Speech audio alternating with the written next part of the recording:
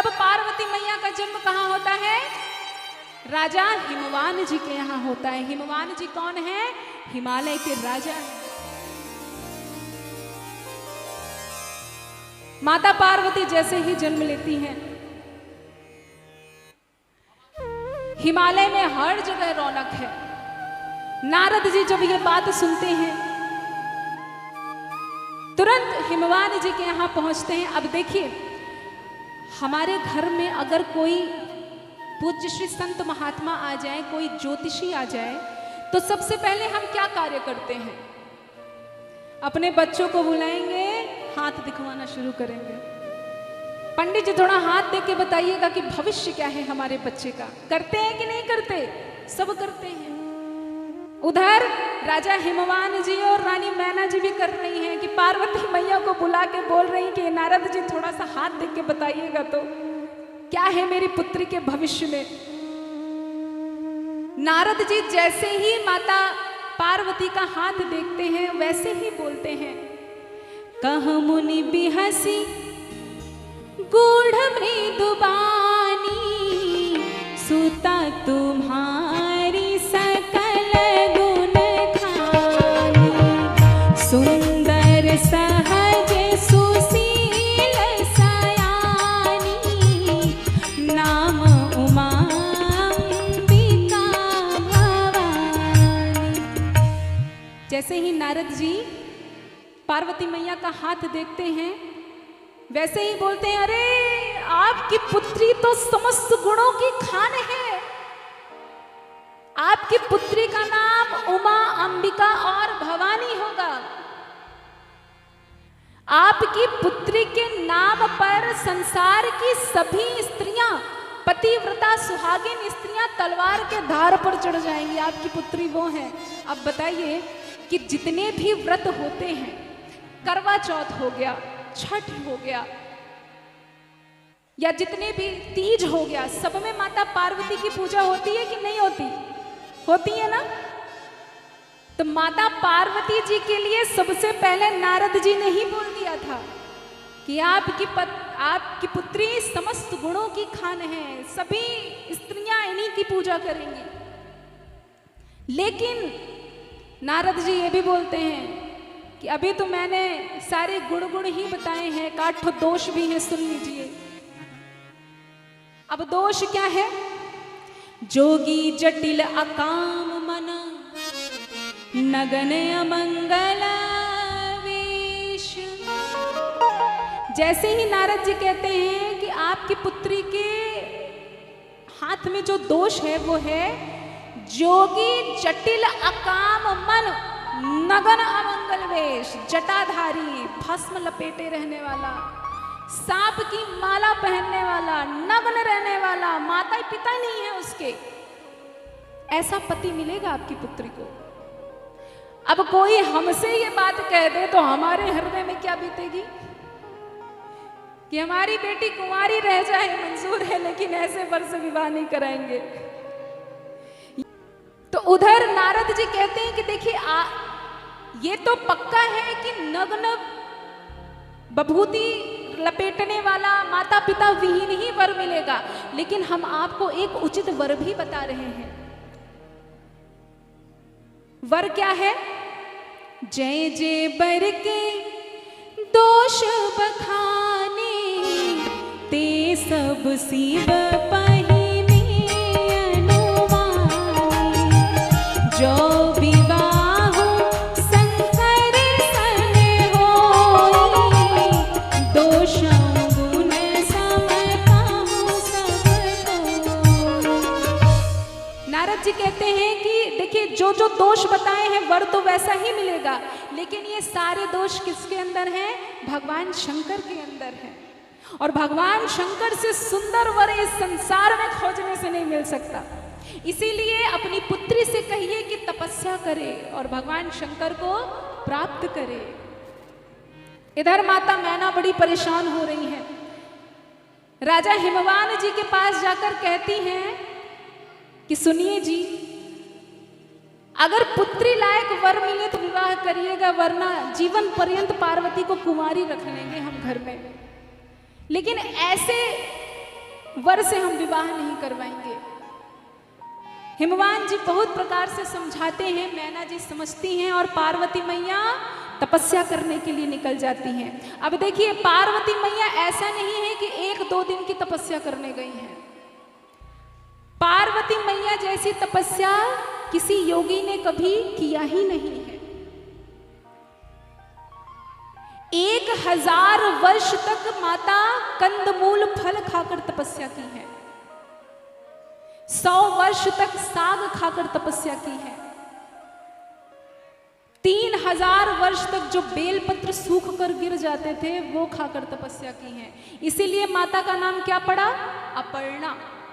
कितने लोग अपने घर में दुर्गा सप्तशती का पाठ करते हैं? दुर्गा सप्तशती कितने लोगों ने सुना है? सबने सुना है? सबने नहीं सुना है? अच्छा,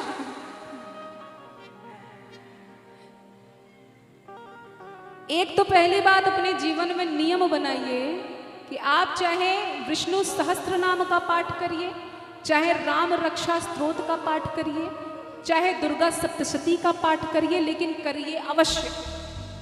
और अगर आप नहीं कर रहे हैं तो अपने जीवन का व्यर्थ कर रहे हैं। हमने आपको पहले ही कहा था कि जीवन में अगर भव सागर से पार उतरना है तो भगवान की कथा, भगवान का नाम और भगवान की भक्ति ही उतार सकती है।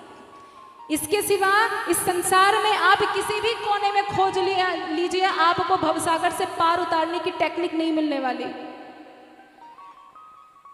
तो जब दुर्गा सप्तशती का पाठ आप करते हैं तो माता के 108 नामों का वर्णन आता है। उसमें से एक नाम क्या आता है? अपर्णा। अपर्णा क्यों पड़ा? क्योंकि माता ने सूखे बेलपत्र का सेवन किया था। जैसे ही माता तपस्या करने लगी, करते करते गंभीर आकाशवाणी होती है। गंभीर आकाशवाणी जैसे ही हुई कि हे पार्वती, आपको भगवान शंकर अवश्य प्राप्त होंगे, और जब 70 ऋषि आएंगे तब आप समझना कि आपकी तपस्या पूर्ण हुई। अब इधर माता पार्वती जी को तो मिल गया आशीर्वाद, अब भोले बाबा कहाँ भटक रहे हैं? तो जब से सती मैया ने अपने देह का परित्याग किया है तब से भोले बाबा पृथ्वी में भटक रहे हैं। भोले बाबा इधर उधर भटक रहे हैं, भगवान की कथा सुन रहे हैं, सुना रहे हैं। भगवान राम दर्शन देकर कहते हैं कि आप जाइए और माता पार्वती से विवाह करिए। और उधर बहुत सुंदर सी भोलेनाथ कहते हैं बात कि हे स्वामी, मातु पिता गुरु प्रभु के वाणी, बिना ही विचार करई शुभ जानी। आप सभी दर्शन करिएगा इस बात पे। भगवान कहते हैं कि माता पिता गुरु और प्रभु स्वामी, अगर आपसे कोई बात कह रहे हैं तो उस बात को पूर्णतः श्रवण करिए। वो जो आपके लिए बोल रहे हैं वो आपके लिए उचित ही होगा। क्यों? क्योंकि इस संसार में माता पिता से ज्यादा प्रेम आपको कोई नहीं करता। आपको दुनिया में समस्त प्रेम में स्वार्थ दिख सकता है, लेकिन इस पृथ्वी में निस्वार्थ भाव से अगर आपसे कोई प्रेम करता है तो वो आपके माता पिता ही हैं। इस संसार में जब आप कुछ करने का प्रयास करते हैं अच्छा, तो लोग यही चाहेंगे कि ये हमसे आगे नहीं बढ़ने पाए, पीछे खींचेंगे। लेकिन घर में बैठे जो पिता है ना, वो पिता ही ऐसे प्राणी हैं जो ये चाहते हैं कि हमारा संतान हमसे भी आगे निकले। कोई आपसे भोजन किए हो कि नहीं ये पूछे या ना पूछे, लेकिन घर में पहुंचने पर माँ सबसे पहले यही पूछती है कि बेटा भोजन किए हो ना। इस संसार में अगर कोई आपसे निश्चल भाव से प्रेम करता है तो वो आपके माँ बाप ही हैं। इसीलिए माँ बाप अगर आपको कोई सलाह दे रहे हैं तो आंख आंख बंद करके भरोसा करिए। वो कभी भी ऐसी सलाह नहीं देंगे कि जिसमें आपका अहित हो, वो आपका अहित कभी नहीं चाहते, इसीलिए वो हमेशा सही सलाह ही देते हैं। और जब गुरु आपको कोई सलाह दे रहे हो तब भी आंख बंद करके भरोसा करिए। क्यों? क्योंकि गुरु गोविंद तो खड़े काके लागो पाए, बलिहारी गुरु आपने गोविंद दियो बताए। इस संसार में भगवान के पास जाने का जो रास्ता है उसको पार कराने वाले गुरु ही हैं। गुरु ही आपको भगवान से मिला सकते हैं। इसीलिए गुरु अगर आपसे कोई बात कह रहे हैं तो उसको अवश्य मानिए। और स्वामी अगर रघुनाथ जी कोई बात कह दे तो कोई कैसे नहीं मानेगा। स्वामी अगर आपसे कोई बात कहे तो तुरंत मानिए। यहाँ पर भोले बाबा यही कह रहे हैं कि हे रघुनाथ जी, आप तो मेरे स्वामी हैं। अगर आप कह रहे हैं कि मुझे पार्वती के साथ विवाह करना चाहिए तो मैं अवश्य करूंगा। इधर सप्तर ऋषि जाते हैं माता पार्वती की परीक्षा लेने। परीक्षा में मैया सफल हो जाती हैं। इधर सप्तर ऋषि जी माता पार्वती जी की परीक्षा लेकर जाते हैं और उसी समय एक तारकासुर नाम का असुर था। तारकासुर किसी के मारे मर ही नहीं रहा था। उसको ब्रह्मा जी ने आशीर्वाद दिया था। बात आई तारकासुर को कौन मार सकता है, तो पता चला कि भोले बाबा का जो पुत्र होगा वही मार सकता है, जो कि है स्वामी कार्तिकेय जी। अब सब लग गए कि भोले बाबा का विवाह कराना है हमको। इधर भोले बाबा से सप्तर ऋषि आके बोलते हैं कि माता पार्वती परीक्षा में सफल हुई है नाथ। और भोले बाबा सुनकर तुरंत समाधि में बैठ जाते हैं। और इधर सारे देवी देवता तारकासुर से बड़े परेशान हो गए। अब बताइए कि जब भी असुर बिल्कुल हाहाकार मचाने लगते हैं तो सबसे पहले किसका सिंहासन डोलता है?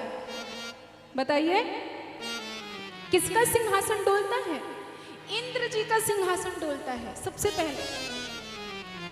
इधर इंद्र जी का सिंहासन डोला। वो विचार करने लगे कि तारकासुर कैसे मारा जाएगा। ब्रह्मा जी के पास गए। ब्रह्मा जी बोले अरे अरे विष्णु भगवान के पास चलते हैं। विष्णु भगवान बोले हमारे पास क्यों आए हो, भोले बाबा के पास चलते हैं।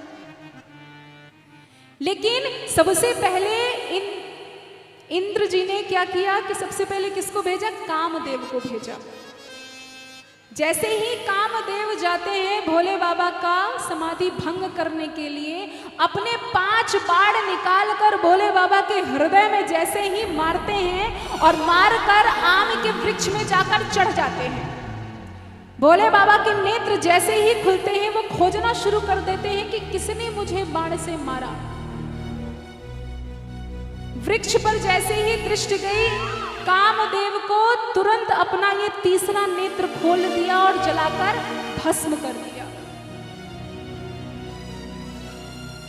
कामदेव भस्म हुए नहीं कि उनकी पत्नी रति जी भागते हुए आई कि नाथ आपने ये क्या कर दिया, मेरे पति को क्यों जलाकर भस्म कर दिया।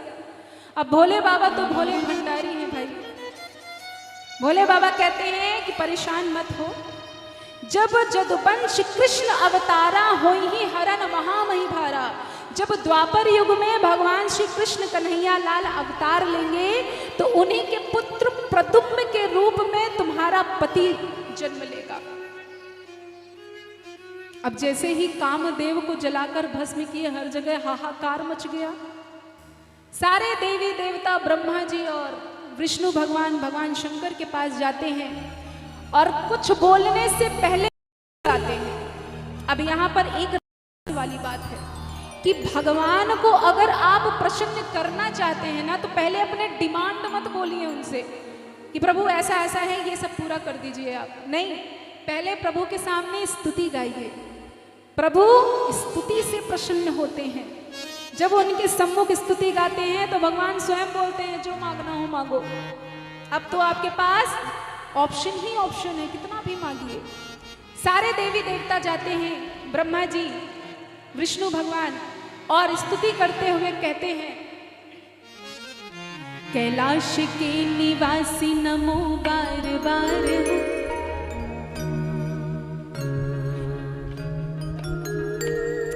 कैलाश के निवासी नमो बार बार हूँ, नमो बार बार हूँ। आए शरण तिहारी प्रभु तार तार तू। कैलाश के निवासी नमो बार बार हूँ, नमो बार बार हूँ। आयो शरण तिहारी शंभु तार तार तू। कैलाश के निवासी नमो बार बार हूँ, नमो बार बार हूँ। आए शरण तिहारी प्रभु तार तार तू। कैलाश के निवासी नमो बार बार हूँ, नमो बार बार हूँ। आयो शरण तिहारी शंभु तार तार तू।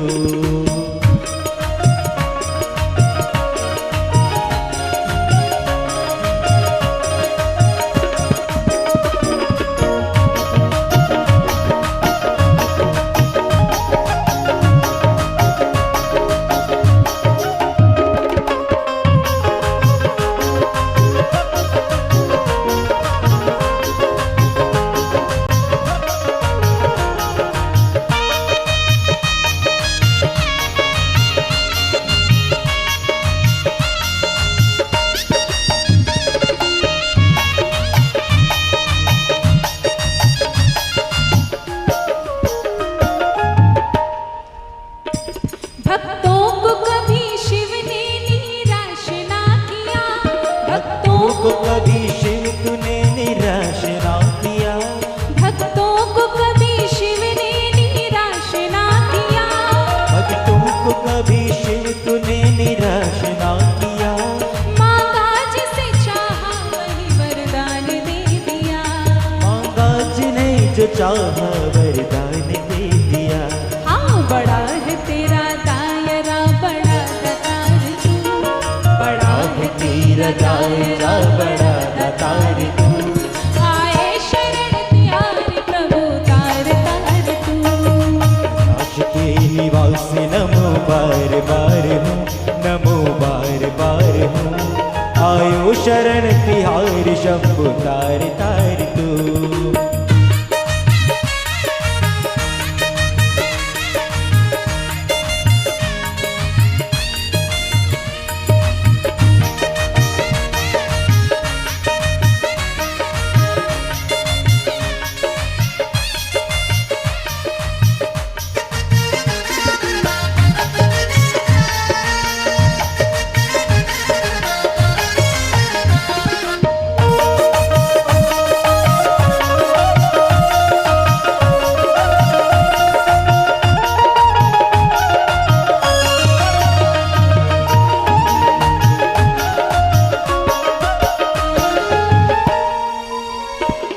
बखान क्या करूं मैं राखों के ढेर का। बखान क्या करूँ मेरा कोट ढेर का। बखान क्या करूं मैं राखों के ढेर का। बखान क्या करूँ मेरा कोट ढेर का। लिपटी विभूति में है खजाना कुबेर का। चिपटी भभूति में है खजाना कुबेर का। हाँ गंगाधार मुक्तिधार ओमकार तू। गंगाधार धार मुक्ति द्वार ओंकार तू। आयो शरण तिहारी प्रभु तार तार तू। कैलाश के निवास नमो बार बार हूँ, नमो बार बार हूँ। आयो शरण तिहारी शंभु तार तार तू। अब सभी लोग भगवान की स्तुति कर रहे हैं ना। आलस को त्याग कर, आलसस्य कुतो विद्या नहीं, आलसस्य कुतो स्वास्थ्य होना चाहिए था। आलस करने वाले को विद्या कहाँ, तो यहाँ पर होना चाहिए था आलस करने वाले को अच्छा स्वास्थ्य कहाँ, है ना। तो सभी मीठी मीठी करताल बजाकर हमारे साथ गाएंगे। आप सबकी आवाज अब हम तक आनी चाहिए। कैलाश के निवासी नमो बार बार हूँ, नमो बार बार हूँ। आयो शरण तिहारी प्रभु तार तार तू।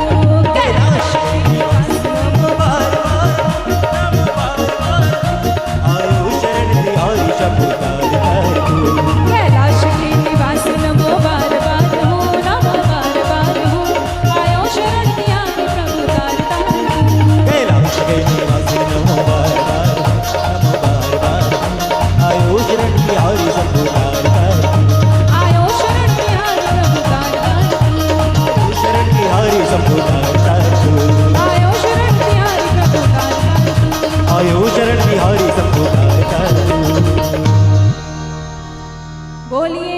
उमापति महादेव की जय हो। भगवान शंकर के सम्मुख सारे देवी देवता, भगवान विष्णु ब्रह्मा जी खड़े हो गए। अब इधर इंद्रदेव कह रहे हैं, ब्रह्मा जी को खोद रहे हैं कि आप पहले बोलिए भोले बाबा से, कहीं हमको जला के भस्म न कर दें। तो ब्रह्मा जी कह रहे हैं कि अमर होने का वरदान हमने ही तो आपको दिया था। ऐसे करते हुए विष्णु भगवान बोलते हैं कि हे नाथ, हम आपके पास एक निवेदन लेकर आए हैं कि आप पार्वती माता से विवाह करिए, हम विवाह की तैयारी प्रारंभ करें। भोले बाबा भी कहते हैं एवं मस्तु, ऐसा ही हो।